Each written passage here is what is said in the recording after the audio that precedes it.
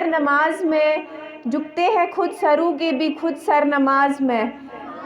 تفریق ذات گھر میں خدا کے مٹائے، تفریق ذات گھر میں خدا کے مٹائے، شاہ و گدا کھڑے ہیں برابر نماز میں۔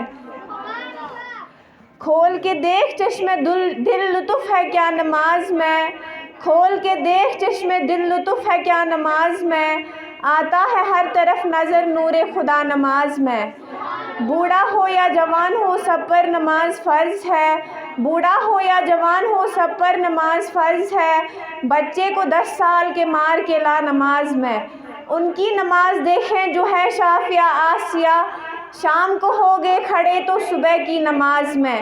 دیکھو امام تشنا لب کیسے تھے عاشق نماز، تیگ تھی حلق پر رواں سر تھا جھکا نماز میں۔ الحمدللہ رب العالمین والعاقبۃ للمتقین، والصلاۃ والسلام علی سید المرسلین وعلی آلہ واصحابہ اجمعین، اما بعد، فاعوذ باللہ من الشیطان الرجیم، بسم اللہ الرحمن الرحیم۔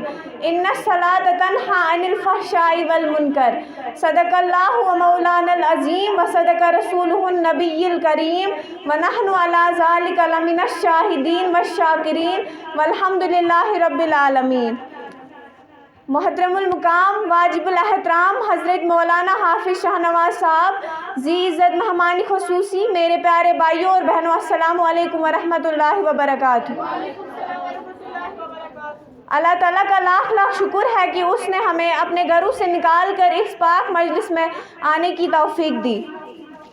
باردان اسلام، آج کی اس بزم میں نماز سے متعلق کچھ لب کشائی کی ہمت کرنا چاہتی ہوں۔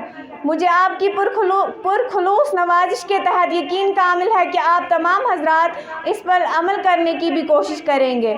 خطبہ کے بعد میں نے جس آیت مقدسہ کی تلاوت کی اس کا ترجمہ سننے سے پہلے آپ اور ہم گنبد خضرا میں آرام فرمانے والے آقا حضور پر نور شافع یوم النشور صلی اللہ علیہ وسلم کی مقدس بارگاہ میں صلاۃ و سلام کا نذرانہ عقیدت و محبت پیش کریں۔ پڑھے بآواز بلند، اللہم صلی علی سیدنا و مولانا محمد و بارک وسلم، صلو علیہ صلاۃ و سلاما علیک یا رسول اللہ۔ حضرات گرامی، خدائے قدیر کا ارشاد گرامی ہے، ان الصلاۃ تنہی عن الفحشاء والمنکر، بے شک نماز برائیوں اور بے حیائیوں سے منع کرتی ہے۔ حضور تاجدار مدینہ صلی اللہ علیہ وسلم ارشاد فرماتے ہیں، الصلاۃ عماد الدین، من اقامہا فقد اقام الدین ومن ترکہا فقد ہدم الدین۔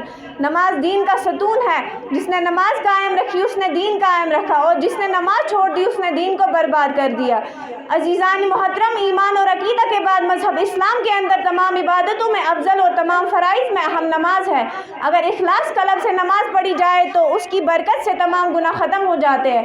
جیسا کہ سیدنا حضرت ابو ذر رضی اللہ عنہ کا بیان ہے کہ ایک مرتبہ حضور تاجدار مدینہ صلی اللہ علیہ وسلم جاڑی کے موسم میں مدینہ منورہ سے باہر تشریف لے گئے۔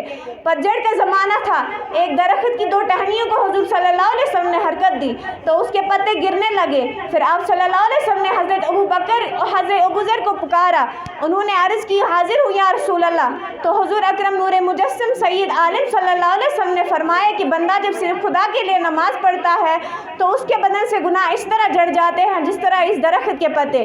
اسی طرح سیدنا حضرت ابو ہریرہ رضی اللہ عنہ بیان فرماتے ہیں کہ ایک مرتبہ حضور سرور کائنات فخر موجودات احمد مجتبی محمد مصطفیٰ صلی اللہ علیہ وسلم نے ارشاد فرمایا کہ اگر تم لوگوں میں سے کسی کے دروازے پر ایک نہر جاری ہو اور اس میں وہ روزانہ 5 مرتبہ غسل کرے تو کیا اس کے بدن پر کچھ میل باقی رہ جائے گا؟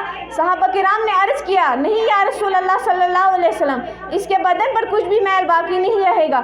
تو حضور اکرم صلی اللہ علیہ وسلم نے ارشاد فرمایا، بس یہی مثال 5 نمازوں کی ہے۔ خدائے غفار و قدیران 5 نمازوں کی برکت سے نمازی کے تمام گناہ دور فرما دیتا ہے۔